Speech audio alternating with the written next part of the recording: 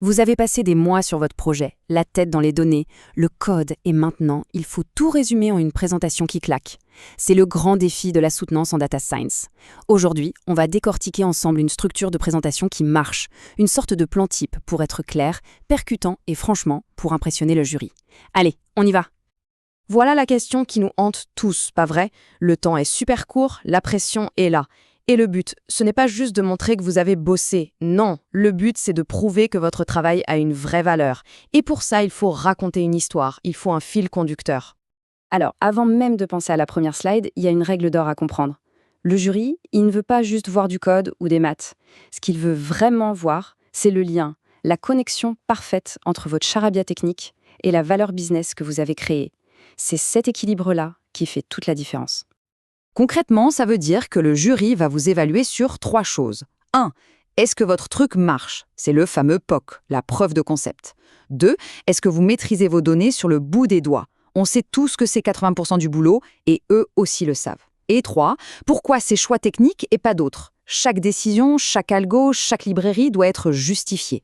Toute votre présentation doit tourner autour de ces 3 points. Pour bien structurer tout ça, on va suivre un plan en 5 temps. D'abord, une intro pour bien les accrocher. Ensuite, on plonge dans la technique pour montrer que vous savez de quoi vous parlez. Après, on valide l'impact réel de votre projet. Puis, on se projette dans l'avenir pour montrer que vous avez de la vision. Et pour finir, je vous donnerai quelques petites clés pour tout cartonner le jour J. On attaque direct avec la phase la plus importante, la plus critique même, l'introduction. Vous avez quelque chose comme 90 secondes, soit 3 slides, pour littéralement captiver votre jury et poser le cadre de tout votre projet. Si vous réussissez cette partie, croyez-moi, le reste va glisser tout seul. Bon, la première slide, c'est le titre. Qui vous êtes, le projet, simple, basique. La deuxième, par contre, c'est là que tout se joue.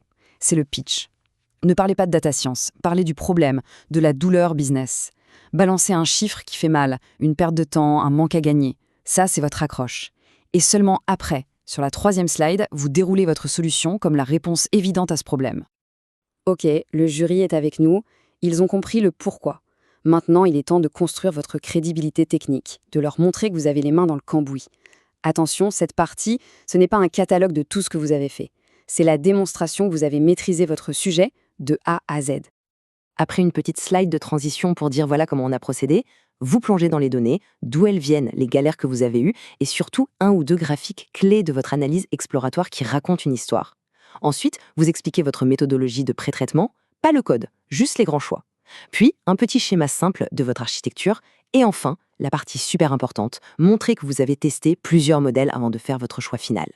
Justement, cette itération, il faut la présenter très clairement.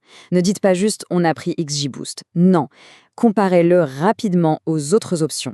Montrez que votre choix final, ce n'est pas un coup de chance, mais un vrai compromis intelligent entre la performance, la vitesse, bref, ce qui répondait le mieux au problème business de départ. C'est ça, justifier ses choix.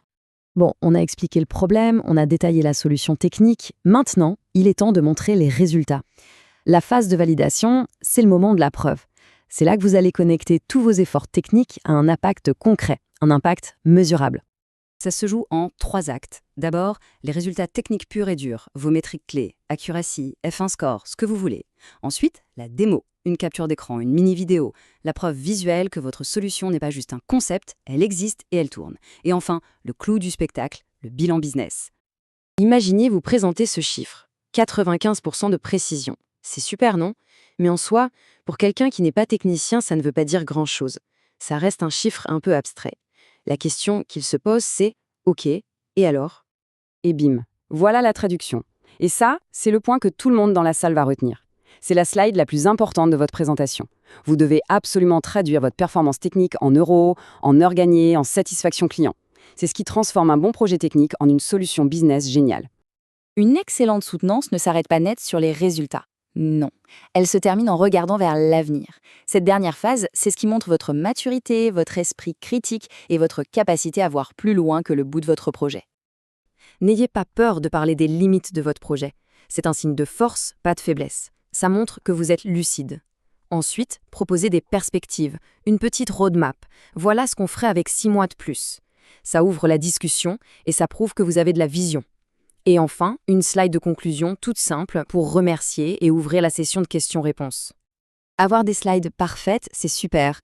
Mais ça ne fait que 50% du travail. L'autre moitié, c'est la façon dont vous présentez, et surtout, l'anticipation. Le moment des questions-réponses, c'est souvent là qu'une soutenance bascule, dans le bon ou le mauvais sens. Alors il faut s'y préparer comme un athlète.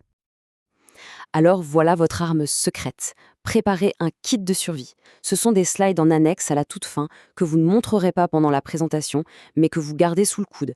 Un bout de code un peu complexe, une courbe ROC, une analyse plus poussée, la réponse à la question piège que vous sentez venir.